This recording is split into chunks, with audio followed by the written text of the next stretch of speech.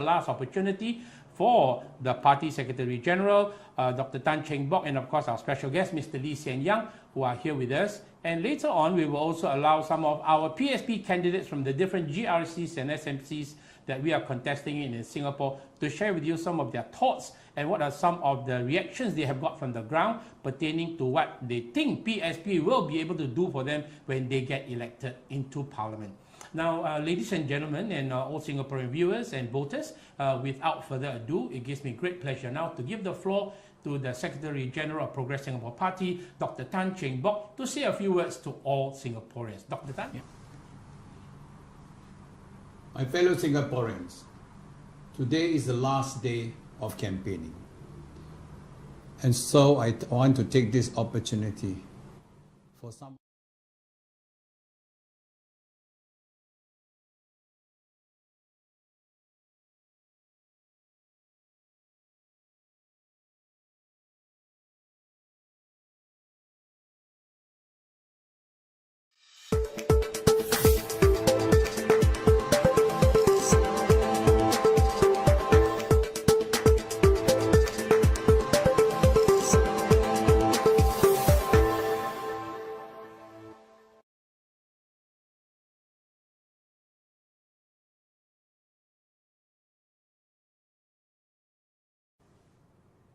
Hello, good day everyone. My name is Craig and we are here in the studio, and together with me and a panel of PSP candidates, I have with me Dr. Tan Cheng Bock and Mr. Lee Hsien Yang.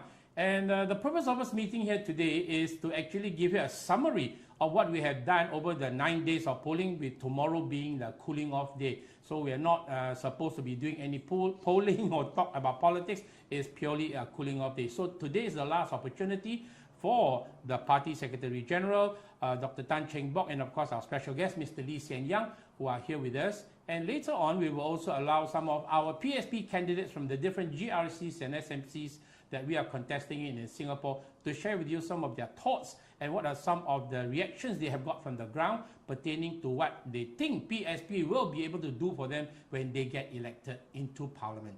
Now, ladies and gentlemen, and all Singaporean viewers and voters, without further ado, it gives me great pleasure now to give the floor to the Secretary General of Progress Singapore Party, Dr. Tan Cheng Bock, to say a few words to all Singaporeans. Dr. Tan? Yeah. My fellow Singaporeans, today is the last day of campaigning. And so I want to take this opportunity for some of my candidates here to highlight some of the things they encounter, some of the issues they have encountered with the residents and with the voters. So today is actually a wrap up of what they have been doing over this past week. And I think it is important because these issues concerns how you are going to vote. And I will be very, very happy if they can share all these with you tonight. So can I pass it now over to Craig to introduce the people who are involved. Sure, Doc. Thank you very much. We have our members who are out there, our candidates, and of course our ASG Assistant Secretary General Leong Man Wai is one of the panel members out there, separated from us. We have to do this all because of COVID-19 and safe distancing. So besides Leong Man Wai, who is the ASG of PSP, we also have another CEC member, which is Yuan Kin Peng Francis, who will be joining us on the panel. Together with them is another CEC member, they are both actually from Choa Chu Kang GRC. There'll be Abdul Rahman, and with them as well will be Wendy Low, who is from Tanjong Pagar GRC, and we have also Kumaran Pillai, who is from Kebun Baru. And who's the last person that we have outside there? There's Rama, Francis, Manwai, Wendy, and Kumaran. Yes, that's all. 5 of them. So most of them are still busy walking and doing their walkabouts and encouraging the voters to vote for them. While there is still time, and as today being the last day of campaigning, they must cease all activities by 2359 of today, as the 9th is the cooling off period. So ladies and gentlemen and all viewers, now gives me also great pleasure to pass the floor to Mr. Lee Hsien Yang, who is going to say a few words and share his thoughts on what has been going on leading up to polling day on Friday. Thank you very much. Okay. So, Mr. Lee, the floor is yours. Thank you, Craig. Ladies and gentlemen, I arrived back in Singapore in the middle of March, and I served quarantine at home. And I watched as people here were encouraged by the government to be out and about. Daycare centers and schools were kept open. People took the crowded MRT to go to work, and Singaporeans were encouraged to visit the local tourist attractions and to do staycations over the March school holidays. Within 2 weeks, Singapore's COVID-19 cases had quadrupled from 1,000 to almost 4,500 cases. And besides the local community cases, there was an eruption of cases in the foreign worker dormitories. How did this happen when the world was heaping praise on Singapore's handling of the pandemic? I think Singaporeans know better, judging by all the jokes that were made about DORSCON Orange. I wonder if the government knew what it was doing. Many people wondered too. As other countries went into lockdown, we remained open. The advice we were given was, don't wear masks. Wear masks only if you are feeling sick. And then contrarian voices were dismissed offhand. Was the government putting the economy ahead of people's lives? It was only on the 3rd of April that the government suddenly announced a lockdown, or as they euphemistically called it, circuit breaker. It also said that it would no longer discourage people from wearing masks. And after weeks of insisting that masks were not required, we did an about turn. Amidst the uncertainty caused by the COVID-19 pandemic, the PAP was talking about an early election. Was the PAP exploiting the situation and people's fears, putting its desire to secure a strong mandate ahead of our lives? Was this the reason for the government's indecision and delayed action on locking down? In any event, the delay has cost lives and created an avoidable impact on the Singapore economy. This brings us to today, the last day of campaigning in this COVID-19 election. On Friday, our votes will determine Singapore's path for the next 5 years. Our votes will determine if the population in Singapore will continue to grow substantially. Whether there is a 10 million target or some other population target, whether Singaporeans will face more competition from foreign talent for jobs and promotions, whether there will be enough opposition MPs in Parliament to hold the PAP to account. Our votes will decide if we have a voice in Parliament on issues such as GST increases, HDB leases decaying, titanic ministerial salaries, and secret salaries at Temasek. Our votes will decide if we continue to see the monochrome of PAP's natural aristocracy, or if we address groupthink and bring in fresh ideas. On my walkabouts this election, I visited several rental blocks and witnessed firsthand poverty in Singapore. It was a sobering sight. The PAP claimed no one will walk alone. It did not seem so from what I witnessed. We have not done a good job of caring for our aged and poor. Yo Lam Keong, who is an ex-GIC chief economist and a vocal advocate for the poor, estimates about 250,000 Singaporeans are absolute poor. That's less than $500 per capita per month. 10%, 7.5% to 10% of households. Then there's a similar number who earn between 2,500 to 3,000 a month, households able to meet their basic needs, but who aren't able to save, and in the event of something unexpected like COVID-19, will fall straight into the bottom 10%. As a first world country today, should we not spend less on vanity projects and do more to help these people? Where is our compassion and humanity for our fellow Singaporeans who have walked this journey with us and our fathers? The Progress Singapore Party has that compassion. It has a brain's trust of thoughtful and sensible leaders who want to build a Singapore where the benefits are shared more fairly and not just with the elite. PSP defends freedom of speech and good values, and a Singapore where our people matter. No more blank checks. We must rescue the future of the country we love. Singapore needs different. We must vote fearlessly. Thank you. Thank you very much. That was Mr. Lee Hsien Yang, who's a member of PSP. And of course, it's so very true that we must not give the current incumbent government a blank check to do as they want, where the benefits only the select few and the rest of Singapore become abandoned as a result of policies which are skewed towards the beneficial that group of people up there. So after this, folks, we are going to bring on the questions up to the panel of the other members. Where I mentioned we have Mr. Leong Man Wai, who is the Assistant Secretary General of PSP. Together with CC member Mr. Francis Yuan, Mr. Abdul Rahman, Ms. Wendy Loh, and of course Mr. Kumaran Pillai. And they are all ready to take on your questions. So we will just set up very quickly right now, and we're going to bring the questions towards them. Thank you.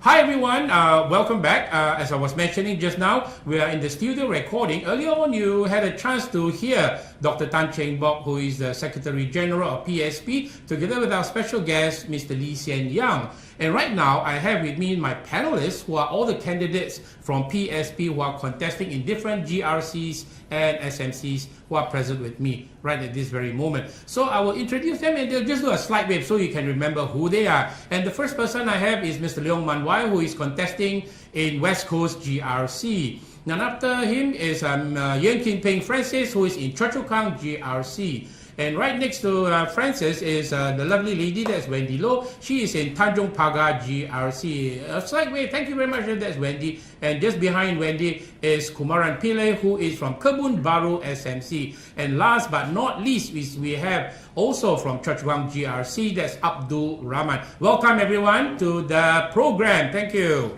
Okay, so folks, now is the chance for you all to find out from our panelists, our candidates who have been pounding the ground for the last couple of days, busy campaigning and asking to get to know the the voters better and the residents of the different GRCs and SMCs. So I'd like to open up this floor now to the panelists who are here and ask them to share with us some of the issues and some of the concerns of the residents and voters in the different GRCs, and give you a feel of why what they are going through, and what are some of the issues that are really hot button issues for the voters throughout Singapore. And also later on, the panel will share with you what are some of the things they're bringing to the table, and importantly why you should vote for them in the coming GE, which is happening this Friday on the 10th of July.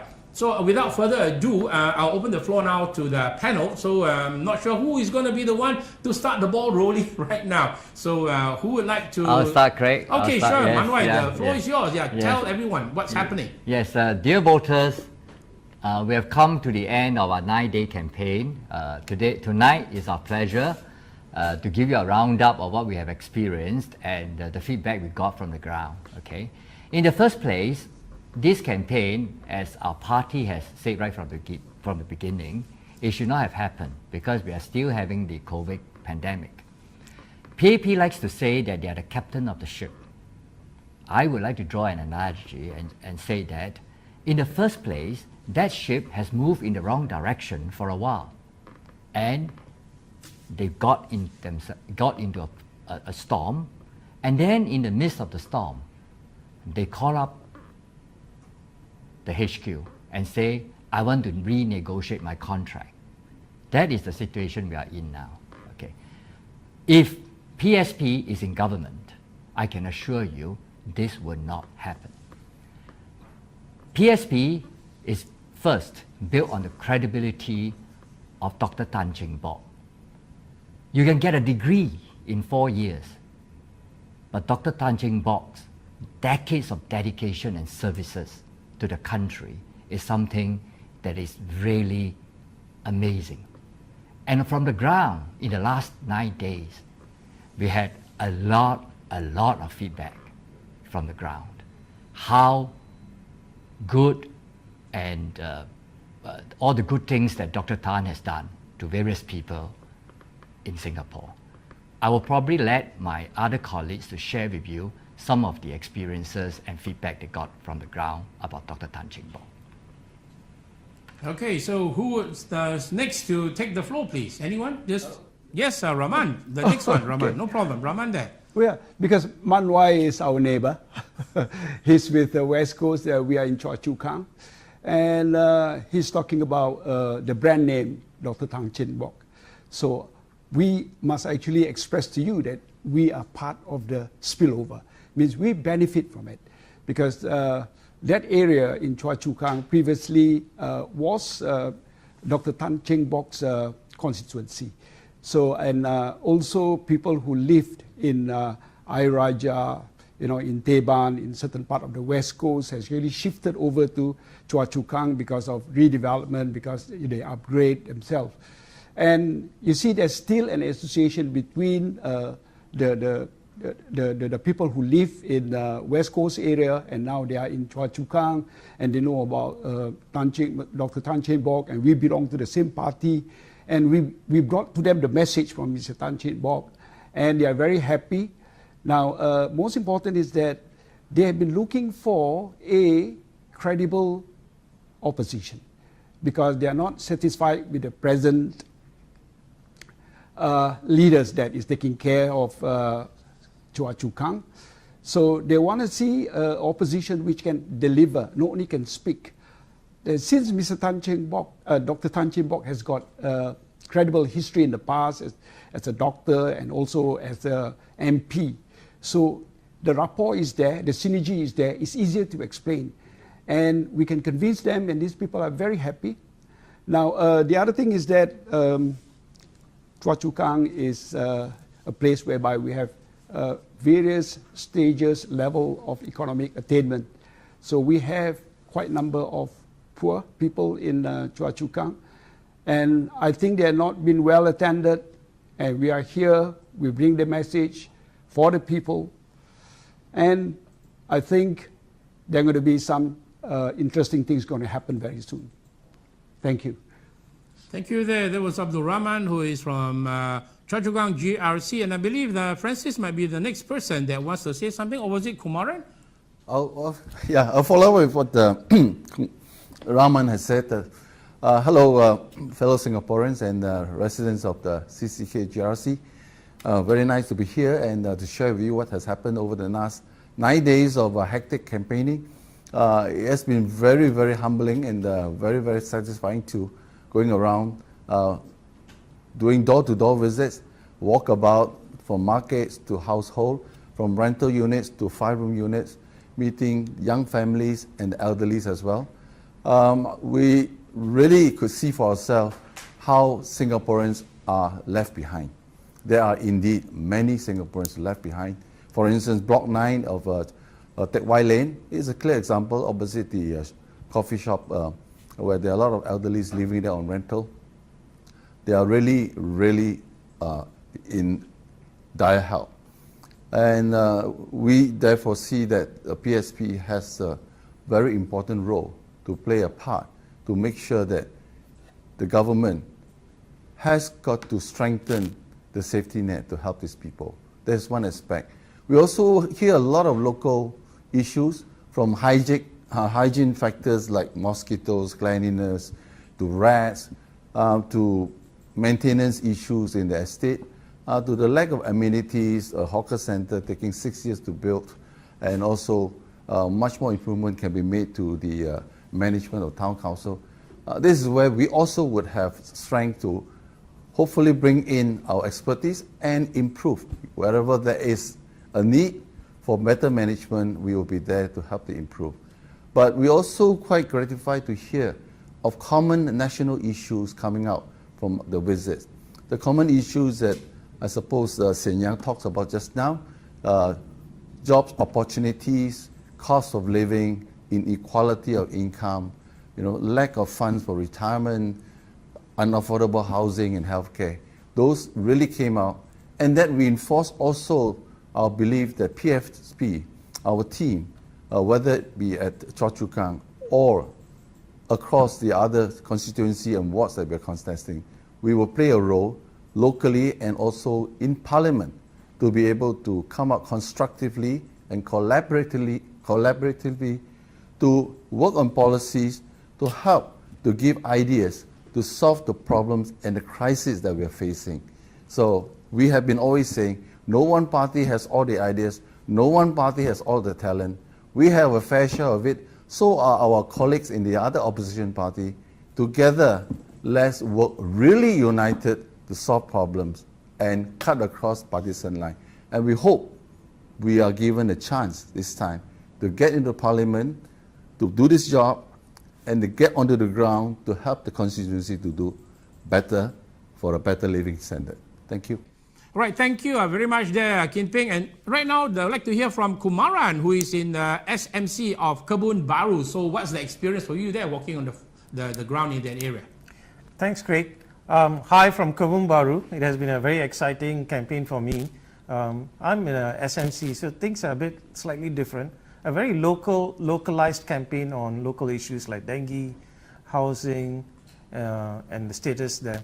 But what was really interesting was things started shifting in the ground when Doc visited Mayflower Market on one of the weekends, followed by Mr. Lee Hsien Young visiting the market as well.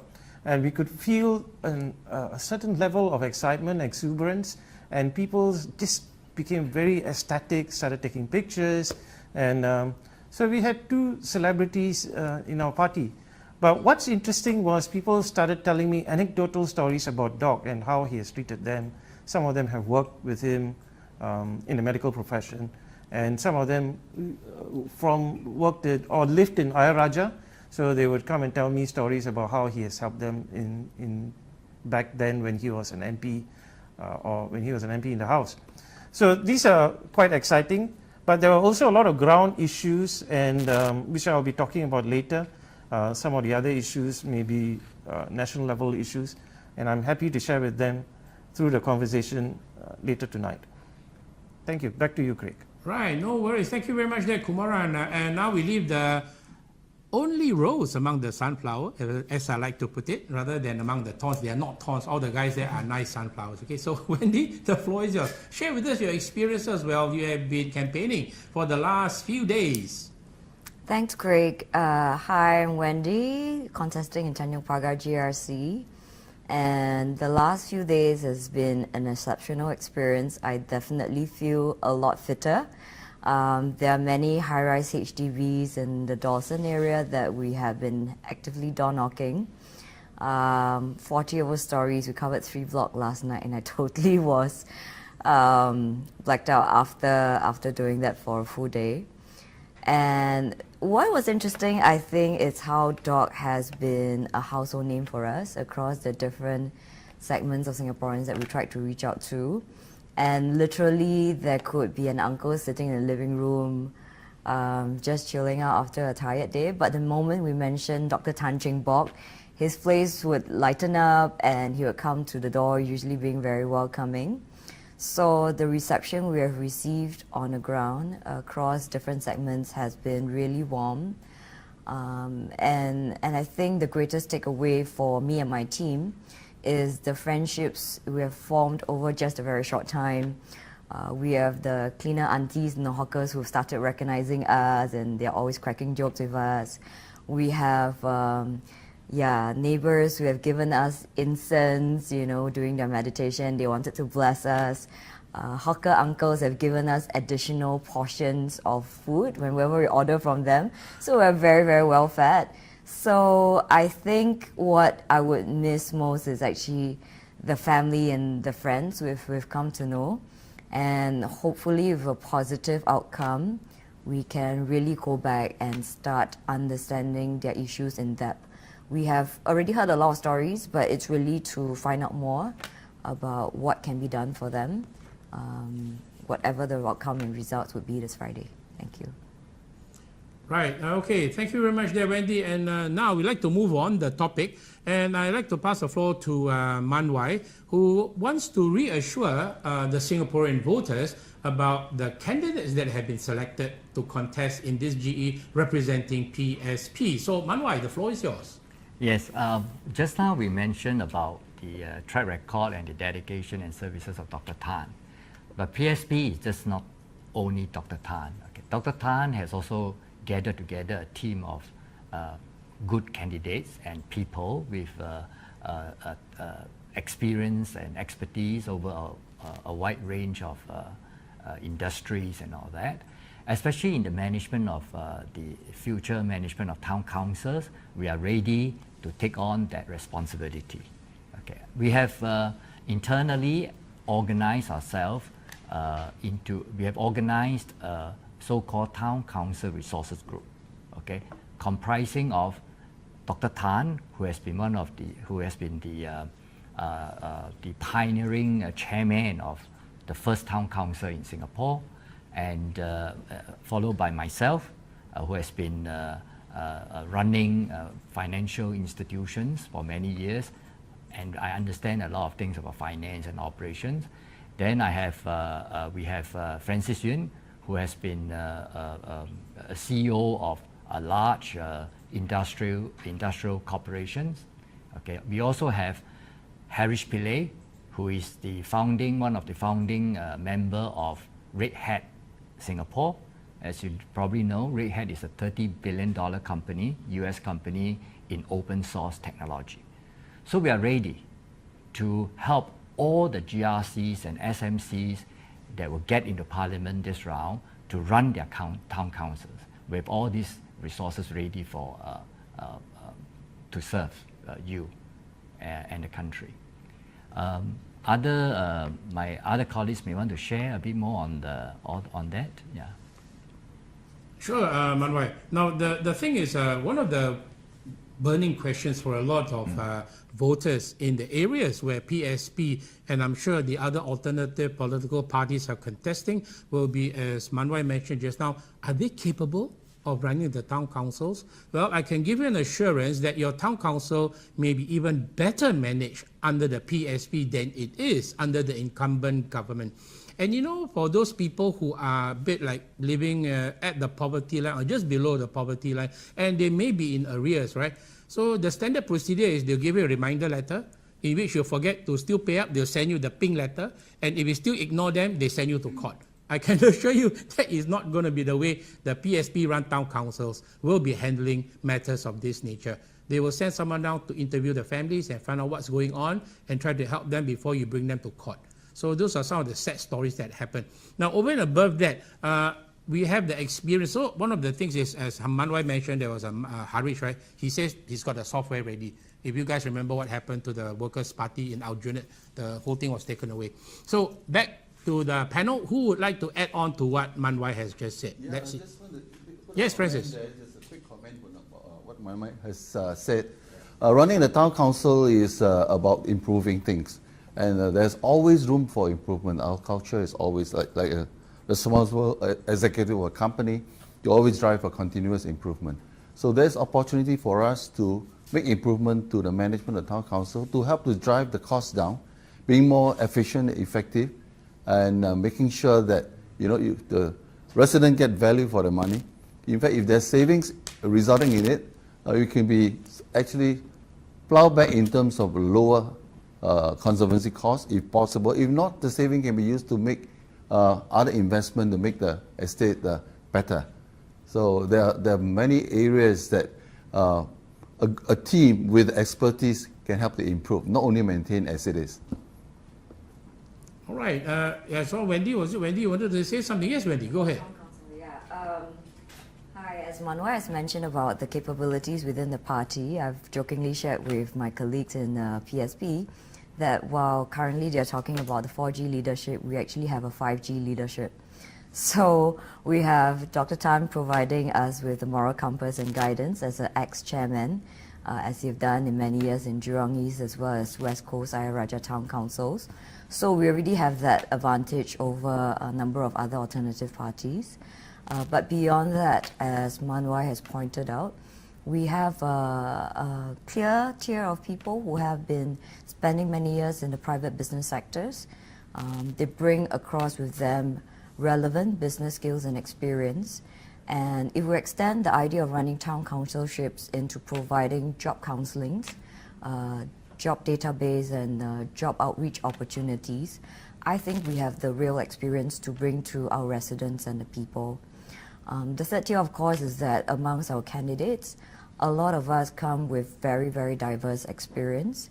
I myself am an intellectual property and innovation lawyer. So from that, I've actually soundboarded some of the residents in Tanjung Pagar.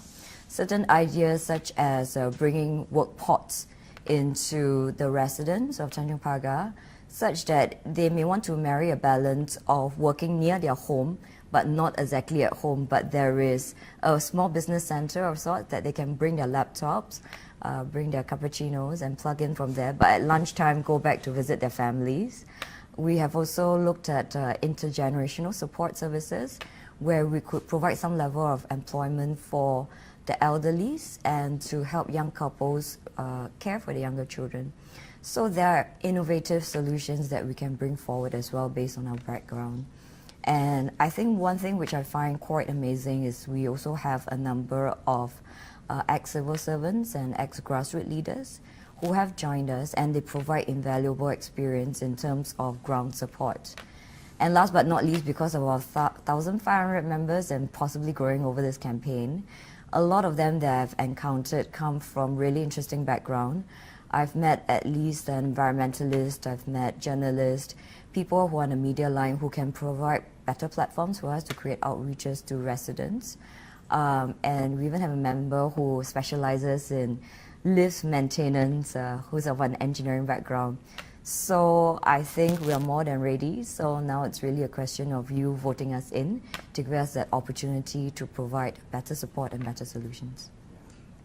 Right, yes, Manwai. Yeah, in a nutshell, I think on the issue of town council, we are going to bring in private sector expertise into managing the town council in the future. Something to look forward to, and after demonstrating that we are capable of doing that, in the future, we'll be using private sector expertise in managing our country. I think our country, it has been waiting for too long. Managing a country should not be just public sector expertise and talents, but also the private sector expertise and talents. Okay? So next, let me move into the economy area. In the course of the campaign, many ministers have had questioned us about the SECA. Okay, we have been recommending that we should review the SECA, and then because of the COVID situation, unemployment is increasing very fast. Actually, now we would like to recommend that the government actually cut back on all these foreign talents. Okay, there are 400,000 foreign talents, taking up the PMET jobs in Singapore. We think we could easily squeeze out a considerable number of jobs for our Singaporeans who have lost their job in the COVID situation. So that is something that we like to actually emphasize more. But the ministers have come up with various things that to question our motive and the feasibility of our ideas. I think some of my colleagues here will be able to share some of those statements made by the ministers. Yeah. Yes, Kumaran. Yes, sorry, just jump in quickly on the topic of SECA. Last Sunday, I held a MPS session at one of the void decks in Ang Mo Kio Avenue 4. And there was this very young girl, 23 years old, and the mother came down with her. And she apparently graduated with a degree in biomedical engineering or biomedical sciences. And the mother was sharing that she applied for several jobs in that profession and she was not able to get it. And she was narrating how that job went to a foreigner. So we're not just talking about SECA. This is more ubiquitous than we think it is. And she was asking, what's the point of going through 3-4 years of university when you're not doing the job that you're trained for? So now she's working as an accounts assistant or accounts clerk and drawing much less. And the mother was in tears, and she said she has spent all her money, they're living in a rental flat, and hoping that there can be some kind of upward social mobility. All their hopes are dashed because she's not able to get the job that she wants and desires. So when I spoke to the daughter, she said, look, I'm still interested in getting back into biomedical, and can we help? So I said that one of the key things that we are trying to propose is a more calibrated approach to immigration and the foreign talent policy. You know, we can't have unfettered access into Singapore. We need to calibrate it, set quotas, and sector by sector, and allow all this talent to come through. And priority needs to be given to local graduates and local professionals. And I agree with Manwai, there are a lot of issues, not just with FTA, there are other issues that needs to be looked at, and these are real issues on the ground. Thanks, Craig. Back to you. No problem. Yes, Francis. Just another point on this is SICA. Essentially, this term foreign talent ought to be really closely looked at. I mean, I'm sure Manwai and myself, when we were overseas, he's Japan, I'm China, we were not called foreign talent by the Japanese or the Chinese. You know, we are just executive working for. And which is so loosely used here, and they are really, are they really foreign talent? So the question really is got to be of the right quality to be called talent. And these are talent that we really need to complement our people. To close the subject on SICA, number one is that I think Dr. Tan has made it very clear during the launch of the party that we need to review SICA from the viewpoint of let's have a balance sheet on SICA. In other words, this agreement is meant to allow Singapore companies to invest in India in exchange for talent, quote unquote, to be transferred here to work. So there is a quid pro quo situation. But without knowing the balance sheet, whether we indeed achieve the objectives of this SICA, really it's hard to say whether we have been successful or not. But it seems that it's not successful in that we have not been getting our share of investment over there. Neither are we getting, I think, our talent going over there to work versus the opposite, the talent coming over here to work. So what we're really saying that let's look at all this trade agreement or cooperative agreement and make sure that the deal is fair for both sides. And most of all, our Singaporean talent are not being jeopardized in their career. So we just read today that we should not be negotiating, otherwise we seem to be U-turn. I think if we make mistake, we have to correct it and be bold to confront it and say, let's review and let's renegotiate. Thank you. And in the process of negotiation, we should not be bothered by the fact, which one minister mentioned, that what do we offer in return? If we are certain, after analyzing all the data, that it really, SICA or the other free trade agreements are really detrimental to our employment situation in Singapore, then we should make a U-turn. Okay, then it's our sovereignty right to renegotiate the free trade agreement. You know, we should not forget that this is our sovereignty rights. Yes, Wendy.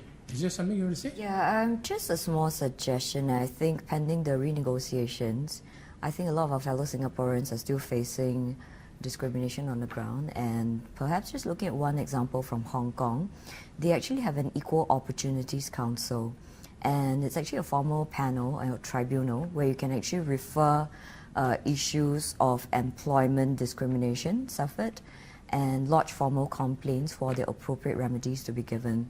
And I think there needs to be a more formalized assessment based on the ground, because international trades, if it does proceed on renegotiation, would take time.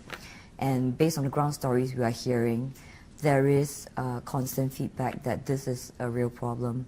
And I don't think bad HR practices or bad employers who have been practicing discriminatory practice opportunities should be allowed to get away with that. So I think this is possibly one stopgap measure we can look at.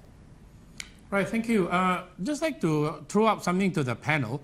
One of your colleagues who's not here today is Tan Meng Wah, Dr. Tan Meng Wah, who's also contesting with Francis Yuan in Choa Chu Kang GRC. He mentioned that the problems that are being faced by the PMETs in Singapore is not something that happened within the last 3 months and just because of COVID-19. This was something that happened over the last 20 years. And because of policies that were bad policies, if you want to call them, that were put in place that sort of were exacerbated because of the COVID-19, you know.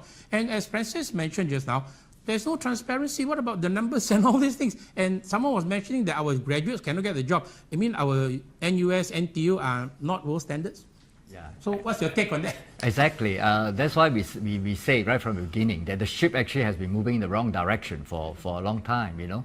And it went into then, you know, unluckily, it went into a perfect storm. Okay.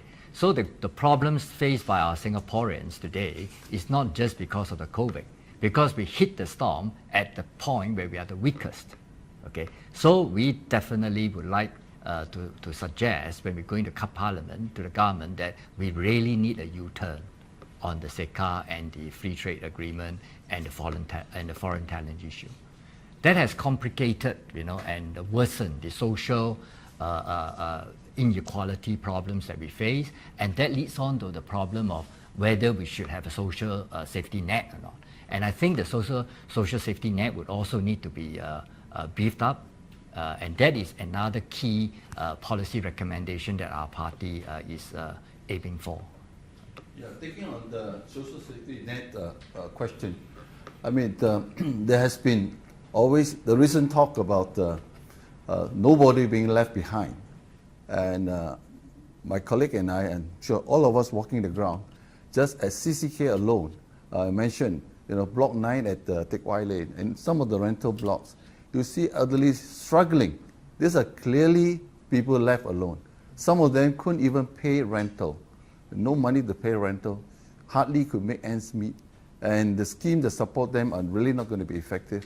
So the question really is that why is it, like our colleague Meng Wah said, before even the COVID crisis, when they shout out for this safety net, why wasn't this social safety net being strengthened way 5-10 years ago?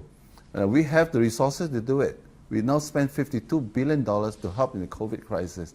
Some of this money way back could have been spent to create a social safety net, and then we don't have this dire problem that is so serious right now. And I'm sure, I think my colleague Rahman, who's been very close to some of the communities serving me, want to comment a bit more on this. You want to speak Malay, maybe? Okay, let me speak English first. Yeah. Okay, just a short continuation of the discussion on CHECA and also this PMET unemployment problem. I believe there are lapses within the government, within the ministry which is responsible for this. Because when we start to have an agreement, normally we would look into what are the repercussions, what are the possible problems that we may face out of this. Maybe our citizen may not get proper jobs. Maybe there's extreme competition. Maybe we are actually we are out of the competition because of the salary demand, or maybe the minimum salary that each person is actually looking forward to based on the general, you know, level of wages that being practiced in Singapore. So there's no proper monitoring of this situation. So it gone unnoticed, and after that, because of this COVID-19, as you mentioned, Mr. Chairman, yeah, because of the COVID-19, things reveal itself. So now we realize that this government is incapable of actually monitoring, managing the employment of the citizens of Singapore. Now coming back to just now, Francis was talking about our experience talking to the citizens in Choa Chu Kang. So as you know that, as I mentioned earlier, Choa Chu Kang has got high number of people living below the poverty level, and those below the, what shall I say, lower income group. So we could see that these people are somewhat displaced, completely, I think, oblivious by the part of the government, not being able to actually look into the problem, you know, break the cycle, the poverty cycle, and manage these people so that they can they can move up, the economic ladder, so we can solve that problem rather than feeding them with money. When you need money, I'll give it to you. When you need any form of subsidies, I give it to you. That's not the way. We have to have what we call the early intervention. We have to get into the nip of the problem. Why this people is like that? We have to dedicate social workers together with the citizens, work it out, how we can actually manage this problem to actually resolve the poverty issues. Okay, thank you very much there, Rahman. Just to pick up on this thing, one of the questions that Prime Minister Lee Hsien Loong has actually asked the Singapore voters, who do you trust to bring Singapore through this crisis of COVID-19? So Kumaran, do you want to take on that question? Yeah, indeed. So I've been thinking about it. I've been walking the grounds in Sembawang Hills and Thomson Hills.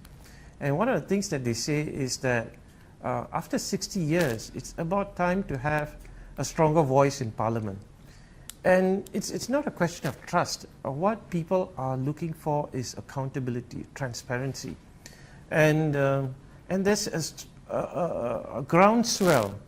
And while the Prime Minister and the PAP is going and saying that it's a matter of giving them a strong mandate, the ground feels very differently about a lot of issues.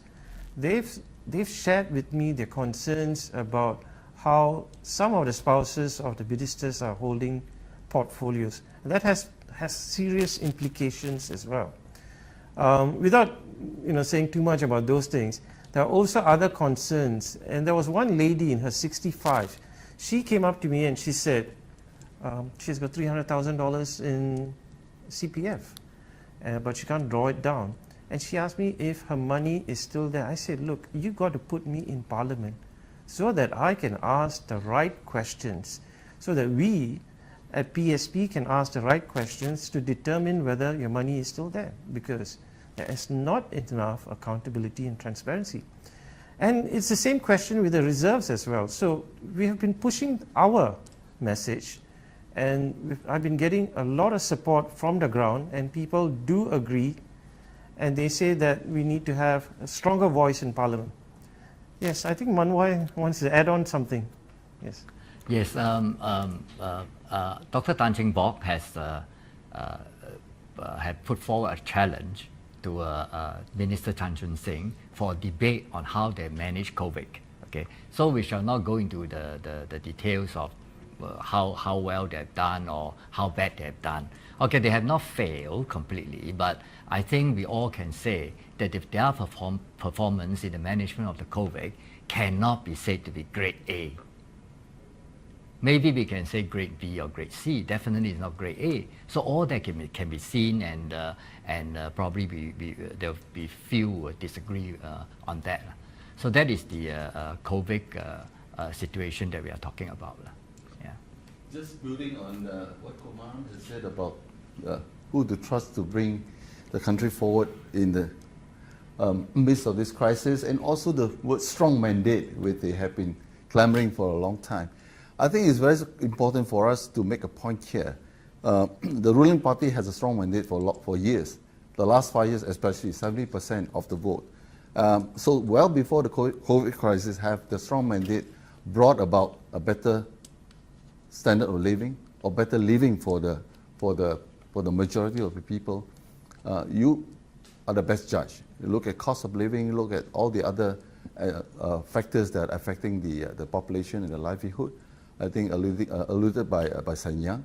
And having a strong mandate actually means that you stifle alternative voices. And this is the time not to have stifling of alternative voices. This is the time for collective, collaborative voices that come with the best ideas brought to bear to help to overcome this crisis. So by having alternative voices, actually we are helping the ruling party to do a better job. And that is a very important decision that the voters got to make. You have seen a strong mandate being demonstrated, which does not equivalent to performance.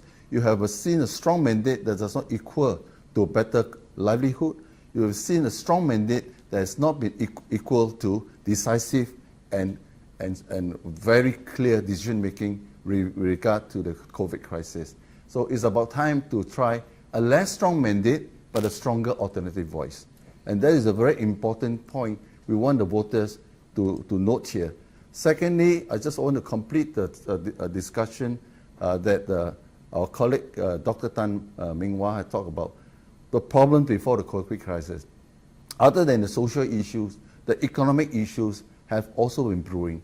The crisis has brought about clearly that the economy has been so overly dependent on very vulnerable industries like tourism, like aviation, and so on and so forth. And there is still no clear direction by the ruling government how and where we are going to go to overcome this, to make a more robust plan for moving forward to restructure the economy. Yes, the opposition has been challenged to throw a plan. We have ideas where to go forth, but let's hear what the government has also to share their plans so that we can give alternative solutions, alternative ideas, views on how the plan can be more robust. But that problem is always being cluttered by the fact that there is a lack of will to be transparent about data, about information, so that even the brightest brain can't give you a solution with no data. That's right. Yes, Wendy. Hi, yeah, I think it's an interesting question about leadership, and I think this election in particular is seeing a very interesting dynamics in terms of renewal of leadership, both for PAP as well as for the alternative parties. And we're seeing some very interesting fights. So, for example, we have Nicosia and James against Heng Swee Keat. And in the south side, we're also up against some fairly senior ministers. And I think the question that would be posed to the voters is, where are we headed? And I think that is exactly the analogy that Man Wai has shared earlier. For a long time, we have relied on a very strong branding of the PAP. But I think even as an intellectual property lawyer, there are times when we have to look beyond a branding and look at the substance of what is being delivered. And I think one interesting question I've been posing to some of the residents I've been engaging with is to think back in the last 10 years of what is a Singaporean homegrown business that has elevated itself to an international business. And most of them would scratch their head, and the most common responses I've been getting is either SQ or creative, which actually dates from 20, 30 years back. So the reality of it, as they are even asking this question, is the realization that we have no real growth or innovation in the last 10 years. So much as people are comfortable with a party that has been around and has delivered in many fronts on varying qualities of result, I think at the end of the day, it's the macro direction that we're headed. And I think even by that one example, you can see that the current 4G leadership may not be able to steer the boat out of the storm. And this is the really critical question that I think Singaporeans would have to ask themselves in this renewal of leadership in this current general election. So the next tier of questions which we have answered in relation to that is, yes, they have a lot of senior politicians, but at the end of the day, no matter their seniority or capabilities, they are limited by the party whip. And therefore, there is that danger of the groupthink. And that results in a lot of policies that have created difficulties. So even when my colleagues were talking about social security, you'll find that from the 4 budgets that were delivered recently, the criteria were extremely complicated and difficult for the everyday Singaporean to understand. And comparatively, what we have, and as we've discussed, is that we feel very strongly that if PSP members are to get voted in as members of parliament, we would be voting from a position of our own conscience and what we think is best for Singaporeans. So look beyond the branding, look at the substance of what your current panel of candidates do present from PSP, and choose the people who would be delivering results for your best interests, and hopefully we would have a chance of getting out of this storm together. Right, thank you very much, Wendy. We have to wrap up this session soon, and we're going to get Dr. Tan Cheng Bock to do a summary. But before we wrap this part up, I just want to very quickly ask every one of you to say a few words and remind voters in the different GRCs and SMCs that you guys are contesting in why they should vote you into Parliament. Start with Man Wai very quickly now. I'll give you 10 seconds. Okay, I think two things. One is I'm a person who give a lot of attention to details. I think it is important to, as an MP, to pay attention to all the details in the constituency and to actually make improvements, although they are small, but directly improve the lives of the constituents. Secondly is that I will bring with me a wealth of experience in business and finance, which can be used to come up with very innovative and creative ideas to change the economic profile of West Coast GRC. Thank you there, Man Wai. So next is Francis. Francis, your turn. Tell the voters why they should vote for you. Yes, I come from a generation that we are very grateful to our late Mr. Lee Kuan Yew, the first leaders of the founder leaders of Singapore. They were the leaders who didn't have to be paid millions of dollars. They served with a heart. They served with compassion. They served selflessly. They brought Singapore up to where it is today. But it has changed. The ruling party is no longer the same party. They need millions of dollars to serve, and they don't perform just as well. In fact, it's gone the other way around. So performance is not equivalent to how much you pay them. It's equal to how much the will from the heart to serve and want to serve the country well. PSP has this compassion and this heart to want to serve. We believe in serving you and not you serving us. And we believe that the time has come, as Mr. Lee Kuan Yew himself said, there will come a time when people will say, let's try the other side. Either because the PAP has declined in quality, or the opposition has come up with a team equal to the PAP. Fellow Singaporean and resident of CCK, the time has come, and the time is now, because PSP is a collective group of people with the right background, credentials, experience, and these experiences as well. Most importantly, with the heart to want to serve. And we are in Parliament not to be destructive. We want to be in Parliament to be constructive. We want to be creative, we want to be collaborative, and we want to play a role for the betterment of Singapore. With us in there, the ruling party will do better. Without us in there, the ruling party will not listen. They only hear. So I would urge all of our voters to give us a chance to vote very, very wisely. We are there to serve. We are there to show our compassion, and we have something to offer to the table. Thank you. Thank you very much. There was Yan Kin Peng. Francis. Kumaran, your turn from Kebun Baru SMC. Yes, hi. So I'm down to my final stretch. In a couple of hours, it's going to be cooling off day. I just want to thank the residents of Kebun Baru. Thank you for bringing out bottles of water on a hot day. Thank you for letting me into your homes. Thank you for sharing your sorrow, your joy, and your love. It has been a life-changing experience for me. Whether I win these elections or not really doesn't matter. What I have experienced, the new friends and friendships that I forged, is a life-changing event. I love to win this. I am very close to the line. And if you can, vote for me and vote for PSP. I'm quite sure that I will get over the line. And with that, I'm counting on you, Kebun Baru. You are the conscience of Singapore. And with that, I'm sending it back to Craig. Thank you. Thank you very much there, Kumaran. Rahman, your turn, please. Very quickly now. Yeah, your turn. Well, I must thank you to the voters because they are much wiser, intelligent, and they really put us on test. They ask very hard questions, And I'm glad that, we share with them our dreams and our intentions and our attempt, actually, our initiatives as far as Choa Chu Kang is concerned. And I see that they are very happy.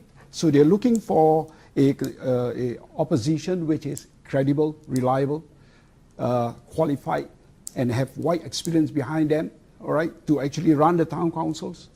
As you know that Francis manages the MNC. He was an army colonel before. He's not parachuted, here. He has the other experience as well. Then we have Dr. Tan, who's a professor in economics. Then I myself is a engineer, specialist consultant.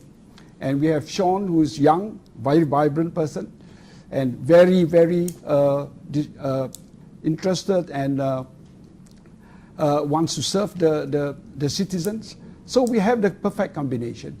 So here you are. We offer ourselves, and you have the choice. You have the option. Thank you. Thank you very much, Abdul Rahman. Very quickly now, Wendy, don't mean to rush you. Your turn. Why the voters in Tanjong Pagar should vote your team into Parliament? Hi, my name is Wendy, and again, I would like to emphasize that being a lawyer, the strong sense of justice drives me in this campaign. And we have looked at that sense of inequality and injustice from many different sectors across Tanjong Pagar. Starting from the rental homes, we have been invited to the environment, and we see a lot of hardship and poverty there. Even amongst the 3, 4, 5-room HDB flats, the stories that have been shared on the ground reflected a sector of invisible poor in Singapore that we would like to make visible and give you the platform to deliver solutions that will work. We have also spoken to residents in the higher end HDB segment, and again from ground stories, they want us to fight for them in terms of defects and structural damage that are appearing even in the newer town areas. And across condominiums and landed classes, they see a huge problem in terms of transparency, independence, and the lack of accountability in the current government. So across all levels, these are issues that require a fighter. And whilst I'm still an advocate in court, I think I can present that skill set, being a fighter for you on all these issues across all levels. And not just that, I think with my different teammates, Terrence himself is a young father. He is also a pilot, and he has started companies in the US. So he brings across multidimensional perspectives, both from the young family, the aviation, as well as the startup industry. Harish himself has been mentioned. He draws very strong references for driving our digital nation, and he is in the thick of things when we're talking about the 4th Industrial Revolution. Next up, we have Abbas, who's a professional trainer, and the whole emphasis about driving PMAPs to reskill and retrain themselves. He would be the best person to deliver this. And last but not least, we have Michael. He has been in the civil sector for a long time, but at the same time, he stepped up to drive many SMEs in strategic directions. And the SMEs themselves have personally suffered a lot in this COVID crisis. So he would understand what are the steps and reliefs that needs to be delivered to bring all these businesses out of this storm. So collectively, I would say that our team presents the best and most relevant professional background experience, both to deliver as fellow MPs and to run the town councils, and at the same time to be your personal advocate as members of parliament, hopefully after this election. Thank you. Right, thank you very much there, Wendy. So folks, don't go away, because coming up right away after this, talking to the panel, we'll be using Dr. Tan Cheng Bock for him to sum up why you must vote for change, and you must have the courage to vote and let PSP become your voice in Parliament. Stay here. We'll be right back. Thank you.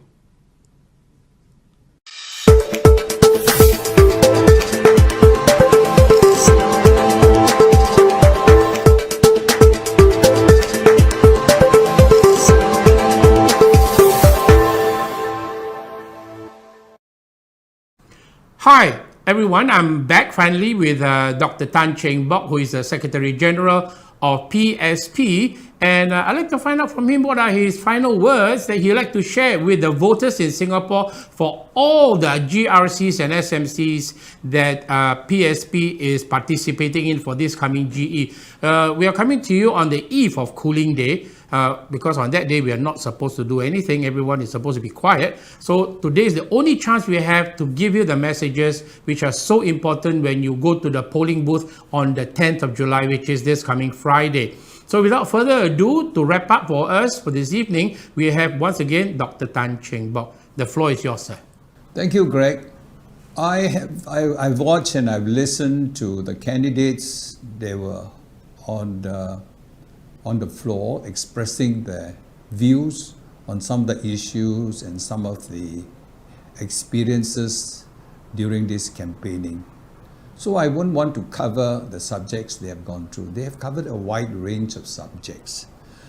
But I would think at this juncture, I would like to talk something which I heard while campaigning with my men.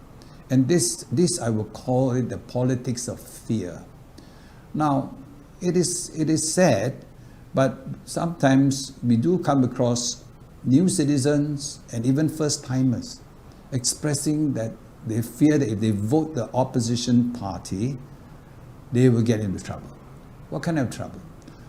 The new citizens fear that they will lose their citizenship. So we assure them, no, once you gain citizenship, nobody can just take your citizenship away. So there's no need to fear. Then the first-timers are worried that if they vote against the PAP, their career prospects will be affected. I think this is also an unfounded fear. So maybe they should ask some of those people who have voted before against opposition parties. I'm sure they never experienced these actions taken against them. So I just want to take this opportunity to say, please don't worry. Just vote according to your conscience, and also according to what you think, which particular party will serve you best. All right.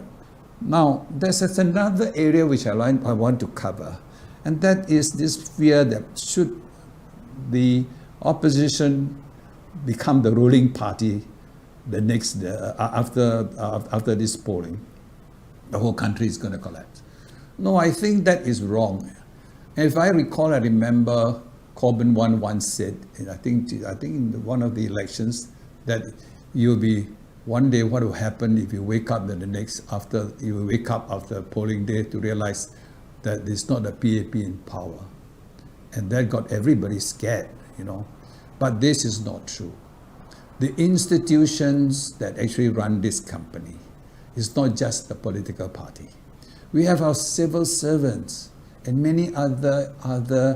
We've got a good judiciary, we've got a good army, good police, and so on. They are part and parcel of the whole institutions of looking after Singapore. So there's no such thing as the whole country going to collapse. So please be assured that this will not happen. But just remember that at the end of the day, what people want is to build a good Singapore with a good political system, with good processes of transparency, accountability, and independence. And of course, good people to run.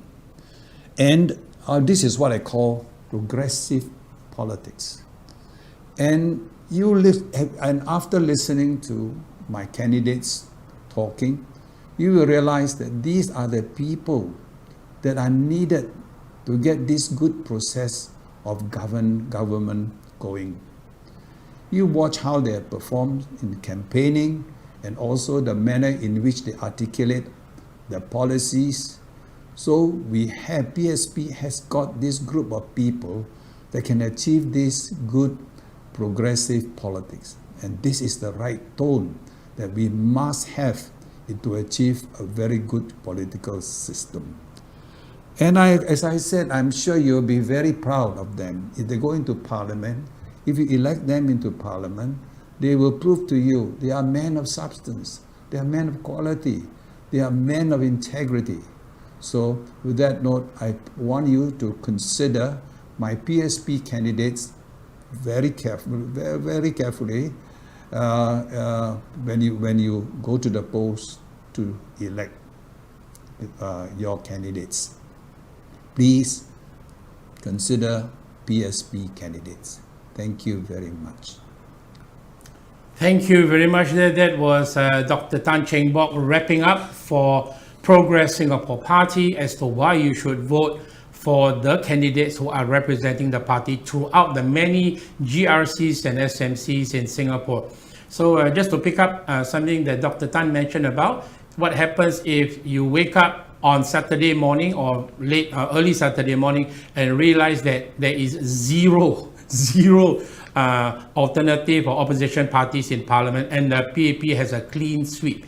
That will be, I believe, a nightmare scenario for many Singaporeans going forward. They've been asking for a very strong mandate, and if you have given it to them since 2015 until now, has our life become better? You decide for yourselves. So make the correct choice, be courageous, vote without fear, because why are we doing this? Is because we want Singapore to become better for Singaporeans again. Put Singaporeans first. And on that note, I wish you all the best, and I wish that you will vote for PSP in the coming GE 2020 on this coming Friday. My name is Craig, signing up from the PSP studio. Bye-bye. Thank you very much, Greg. Bye. Bye.